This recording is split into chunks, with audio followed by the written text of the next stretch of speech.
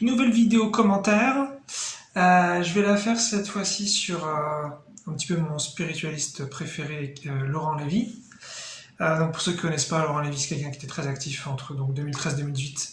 Il a fait pas mal d'ateliers et de conférences. Et il parle beaucoup d'unité, donc voilà, il a toujours une approche que j'aime beaucoup. Il a déjà parlé donc, voilà, plusieurs fois et tout. Et là, bah, voilà, je vais incruster en fait des morceaux de vidéo dans celle-ci. À l'origine, la vidéo elle fait 20 minutes, vous l'avez dans la description, mais là, ce que j'ai gardé, c'est environ 8-9 minutes. Voilà, comme ça déjà c'est plus court, et puis ça fait que c'est comme ça, c'est des morceaux plus pertinents, mais voilà, si vous voulez l'avoir en entier, bah, vous y avez accès. Donc juste pour vous donner un petit peu le contexte, en fait, il est un petit peu à ses débuts, et donc à ce moment-là, je sais pas trop comment ça se passe, mais il reçoit souvent chez lui des potes, des amis, et puis ils discutent de spiritualité et ils avancent ensemble. Voilà. Et donc là, en fait, on voit que lui dans la vidéo, mais on entend un petit peu les autres. Et donc voilà. Donc vous étonnez pas si à ce moment-là, bah, il y a que lui que vous voyez. Donc voilà. Donc c'est parti. On parle d'état de conscience modifié. Se voir, se voir séparément les uns des autres. Par exemple, t'es Olivier, t'es différent de moi. Ok. C'est un état de conscience modifié. Ok. Donc après, on va dire, ouais, je vais prendre D'accord. des acides, des trucs. Là, on est en pleine hallucination. Là, on est en plein acide. Maintenant, on est dans un trip total, quoi. D'accord. Bon, en permanence, on l'est, quoi. Non, non, parce que regarde, vous revenez à chaque fois. On veut en parler tout le temps. Pourquoi? Parce que on aime bien l'état de conscience modifié. Autrement, on le ferait pas. Ça, c'est le point le plus important. On se voit comme ça parce qu'on aime bien. Donc on se shoot, mais on aime bien. Mais on a voulu oublier, pas qu'on se shootait. D'abord, on l'aime bien. Deux, on revient dans nos états de conscience surmodifiés, c'est-à-dire par les cérémonies ou par ces réunions, parce qu'il y a quelque chose d'autre qui nous appelle. Voilà, en fait, je revois des vidéos en fait de Laurent Lévy en ce moment, et c'est pour ça que je voulais faire une vidéo là-dessus, parce que je trouvais ce début mais génial. Et ça retourne complètement un petit peu notre façon de voir les choses, surtout quand on connaît pas trop la spiritualité. Et même moi, je commence à bien connaître, et j'ai beaucoup à progresser sur certains points. Voilà, c'est un basique en fait. C'est vraiment pour moi un basique ce qu'il dit. Et pourtant, parfois je suis encore pris par la matrice. Et donc lui, qu'est-ce qu'il dit? Il dit un petit peu le contraire de ce que en fait, c'est l'idée. C'est l'idée que quand on débute en spiritualité, on se dit que en fait, on est un humain qui fait une expérience spirituelle.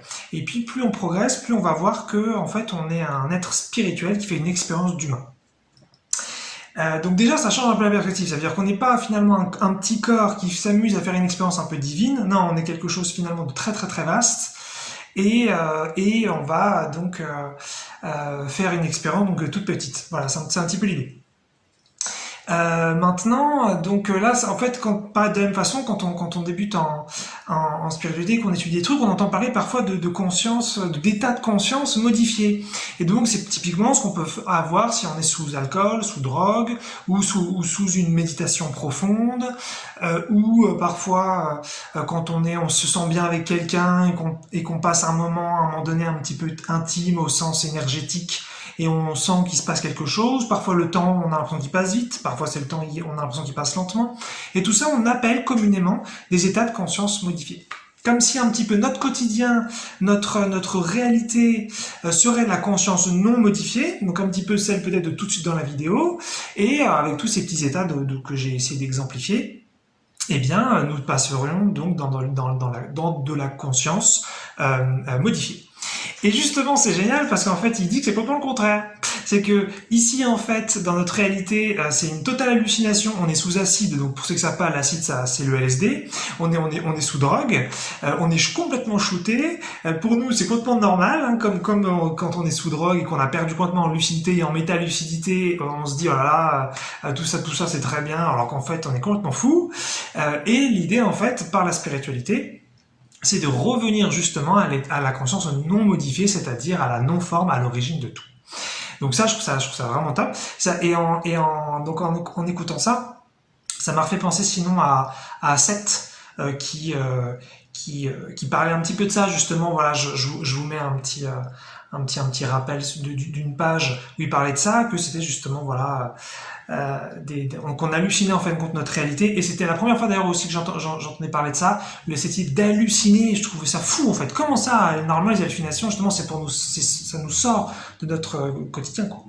Et là c'est le contraire. Donc je trouve ça vraiment génial, ça permet de tout retourner. Donc on continue parce qu'il va continuer de dire plein de trucs. La conscience non modifiée nous appelle. D'accord.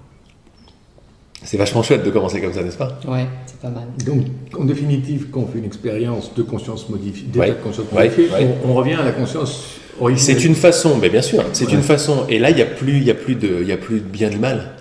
C'est une façon de faire quelque chose, quoi, de faire un peu de magie ou n'importe quoi sur un état de conscience qui est déjà modifié mais qui nous plaît plus. Un état de confiance, j'ai dit, ou de conscience? T'as dit C'est un peu conscience. pareil, de conscience, ouais. Mais ça nous fait comprendre tous les drogués, tous les alcoolos, et tout ce que tout le monde fait depuis le début à la fin des temps, dans toute l'humanité. Tout ce qu'on essaye tous de faire, c'est de retourner à une conscience non modifiée. C'est magnifique. Alors, ce qui est drôle, Regarde ce qu'on c'est sent que quand on dit ça. C'est ça qui nous plaît, c'est pour ça que vous revenez. C'est pour ça que je suis là aussi. Parce que ce qui me plaît, c'est la conscience non modifiée. Et il n'y a absolument aucun problème avec toutes les expériences.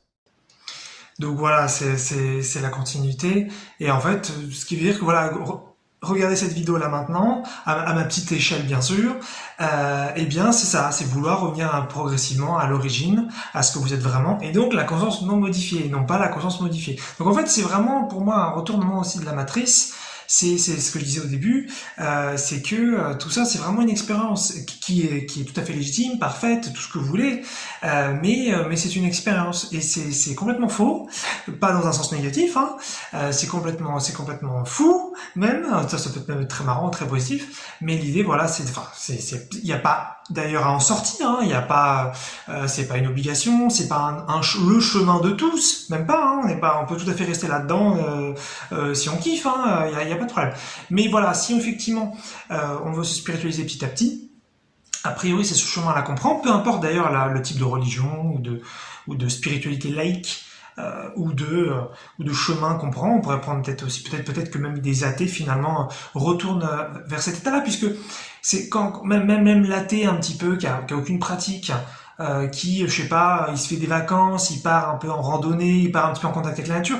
L'idée c'est toujours un peu la même chose finalement, c'est d'essayer de retourner vers cet état qui n'a pas été modifié, en fait qui n'a jamais bougé, qui est un petit peu l'origine de tout. Donc finalement on n'a pas forcément besoin de spiritualité, on peut mettre des mots tel quel là-dessus, mais voilà. Mais je trouve ça super, ça retourne vraiment la tête, je trouve ça top. Mais en tout cas, quand on retourne le truc et qu'on se dit qu'on est déjà dans des états de conscience tous tout à fait modifiés, ça veut dire qu'on sait à l'intérieur de nous on a un appel vers quelque chose de plus authentique, qu'on peut appeler l'amour, l'unité, la conscience non modifiée. La conscience non modifiée, c'est la conscience de l'amour. Et à chaque fois qu'on la retouche, par une expérience ou par une autre, ben on est content. C'est pour ça qu'on le refait. Ça va assez loin ce que je veux dire, mais bon, ça me paraît tout à fait logique. Sans jugement de valeur derrière. Que si on est dans un corps sur Terre, si c'est notre expérience, on est dans un état de conscience modifié. Que ce soit un corps de tueur, que ce soit un corps d'aborigène, que ce soit un corps de Sainte Teresa ou un corps d'Hitler. Mais retourner le truc, parce que nous, si on part du principe qu'on est quelqu'un et on cherche l'éveil, ça veut dire qu'on s'enferme dans un état de conscience modifié, celui d'être quelqu'un, dans un corps, dans la distance, dans un monde existant.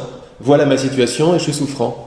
Et maintenant, je vais faire des trucs pour essayer de me réveiller. Alors, je fais ça marche très bien, mais à un moment, et c'est ce moment-là qui se passe pour vous en ce moment, enfin pour toi, parce que je vois que c'est ça qui est en train de se passer, il y a un shift, il y a un changement qui se passe de perspective. Tu es là, ah mais attends. Je suis dans mon monde de souffrance, je vais machin truc et tout, et je commence à avoir des expériences de plus en plus d'un éveil, d'une paix, d'un calme, d'une lumière, d'une unité. Et si je retournais le truc? Et si mon état naturel, c'était la non-forme, c'était paix, unité, mais même paix, unité, tu l'enlèves quoi, t'en as plus besoin. Parce que là-dedans, il n'y a plus de définition possible, il n'y a pas un sens comme le sens des mots. Si le background, si le truc de base, la solidité était l'état de conscience non modifié, au-dessus de laquelle des modifications apparaissent, vont et viennent, plus ou moins fermées, plus ou moins ouvertes. Regarde comme ça change de perspective. Ouais, énormément. C'est-à-dire que ce qui m'écoute maintenant, c'est la conscience non modifiée. Et c'est ce que nous recherchons. Donc c'était intéressant, il a donné des exemples, il a parlé de Mère Teresa, enfin de Sainte Teresa et d'Hitler, et puis d'aborigènes et de meurtriers, de tueurs. Donc déjà, c'est toujours intéressant de les mettre tous au même niveau. Ça permet de sortir un petit peu de cette dualité et de se dire qu'il y en a qui sont mieux que les autres. Faut y aller à son rythme là-dessus, bien sûr. Faut pas faire le bourrin parce qu'il peut y avoir beaucoup de conflits internes et ils sont tout à fait respectables. Mais finalement, c'est tout ça pour dire que ce sont des expériences en fait, et que de toute façon, toutes ces expériences-là, aussi bien ou mal soient-elles, ce sont des expériences d'hallucination. Donc c'est ce que c'est. On peut dire que c'est bien, on peut dire que c'est mal, on peut les glorifier, on peut les attaquer, mais ça reste des expériences, ça reste des hallus. Donc c'est pas si important que ça en fait. Enfin, en tout cas, quand on commence, je dirais davantage à vouloir quitter cet endroit, enfin en tout cas à ne plus vouloir autant y jouer ou surtout autant y croire, parce que c'est ça le souci aussi, c'est que si on y joue et qu'on pense que c'est très très réel, c'est là où il y a un souci. Donc déjà je trouve ça sympa. Et en fait quand il dit après et c'est un petit peu ce que je disais au début, mais c'est ce que beaucoup disent, c'est voilà, plutôt que de se prendre finalement pour un petit être qui va faire des expériences de plus en plus paisibles, donc super, hein, se dire bah, je suis un petit être humain et je vais de plus en plus vers la paix, bah non, c'est de se dire en fait je suis déjà la paix, je suis déjà la non-forme, la joie, je suis déjà ça, et c'est plutôt je vais commencer à me désintéresser petit à petit d'être une personne. Non pas en tant que expérience concrète, ça veut pas dire mourir et quitter son corps, ça pourrait vouloir dire ça pour certaines personnes, mais pour la plupart ça va pas vouloir dire ça, mais ça veut simplement dire que je vais pouvoir moins m'identifier et plus avoir besoin que ce soit vraiment mon identité. Et ça, c'est quelque chose qu'on a donc encore beaucoup dans nos sociétés où on est très très accroché finalement à notre corps, à notre prénom, notre nom, à nos diplômes, ce qui fait un petit peu de nous l'être humain sur Terre, nos accomplissements, peut-être les valeurs qu'on a choisies ou certains sujets sur lesquels on passe du temps. Et tout ça, voilà, c'est de l'hallucination, c'est de l'expérience, donc c'est pas important. Mais en disant, c'est ça un petit peu le paradoxe, en disant que c'est pas important, il s'agit pas de rendre ça nul et pas bien ou inintéressant ou sur lequel il faut mépriser, il s'agit pas de ça du tout. C'est juste de voir que, en fin de compte, toute la valeur, toute la signification, aussi grande soit-elle, de l'expérience, elle ne vient que de vous, elle ne vient que de l'être-té, elle ne vient que de la non-forme. Ce qui veut dire qu'en tant que tel, il y a absolument, c'est que du vide en fait. Et c'est en ça que c'est absolument pas important. Ça peut être important en tant que jeu, ça peut être moi, je m'amuse à me dire que cette expérience est importante et donc je vais jouer à ça très bien. Mais le seul petit truc, c'est si je me mets à croire que ça c'est réel et qu'en plus c'est important, là ça va commencer à potentiellement faire très très mal parce que c'est pas vrai.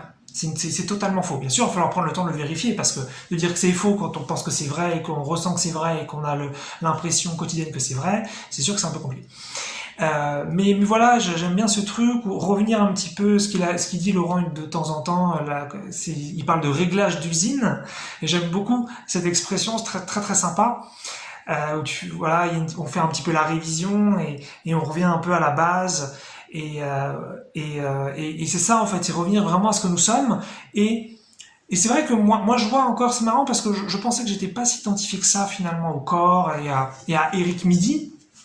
Et effectivement, je me reconnais pas tellement là-dedans. Mais si je suis honnête, je vois que j'ai encore vachement l'habitude quand même de ça. J'ai quand même vachement l'habitude de ce corps. Ça veut pas forcément dire que je m'identifie comme je le dis, mais voilà. Et c'est vrai que en fait voilà, il faut prendre le temps de se dire qu'en fait on est le tout, qu'on est chaque chose, on est chaque objet, on est chaque personne. Il faut y aller à son rythme. Et maintenant, ce qui est cool, c'est que justement, c'est là où je prends un peu plus en conscience, c'est que je me rends compte dernièrement que ça me met mal à l'aise l'unité. Que être un avec le tout, ça me met mal à l'aise. Et ça, c'est super parce que avant, je pensais qu'en fait, faire l'unité, c'était trop bien, que ça me plaisait, que c'était ce que je voulais. Et maintenant que je commence à avoir plus de féminin, à ce moment de la vidéo, donc en août 2022, et je commence donc à me sentir un peu plus honnête avec ce que je ressens, je commence à à moins me mentir déjà, à être moins hypocrite avec moi-même et aussi avec les autres. Je me rends compte que putain, ça me met mal à l'aise d'être un avec le tout, quoi. J'ai l'impression que je vais me perdre, j'ai l'impression que voilà. Et donc c'est ça aussi le chemin peut-être un peu spirituel, c'est que finalement on se dit, oh là là, la conscience en fait non modifiée, c'est l'origine. C'est pas du tout notre quotidien, c'est tout le contraire. Mais oh là là, ça me fait un peu peur tout ça. Donc peut-être y aller à mon rythme. Et puis plus on est honnête avec le fait qu'on est mal à l'aise et qu'il faut y aller doucement, et plus en fait ça se défait. C'est ça qui est super. C'est que plus je dis qu'en fait ça me met mal à l'aise l'unité, plus je me rapproche de l'unité parce que j'en ai moins peur parce que je traverse ma peur. Et plus je dis justement ah oui c'est bon, moi je suis prêt, y a pas de problème. Et puis en fait en général je veux pas ressentir ce qu'il y a là et donc ça me bloque. Allez on continue encore un peu. C'est génial de parler de conscience modifiée.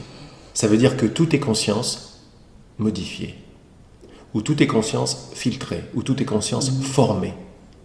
Et là, il n'y a plus de jugement, il n'y a plus de bien, pas bien. Il n'y a plus la conscience non modifiée, c'est bien, et la conscience non modifiée. La conscience non modifiée, c'est bien, la conscience modifiée, c'est pas bien.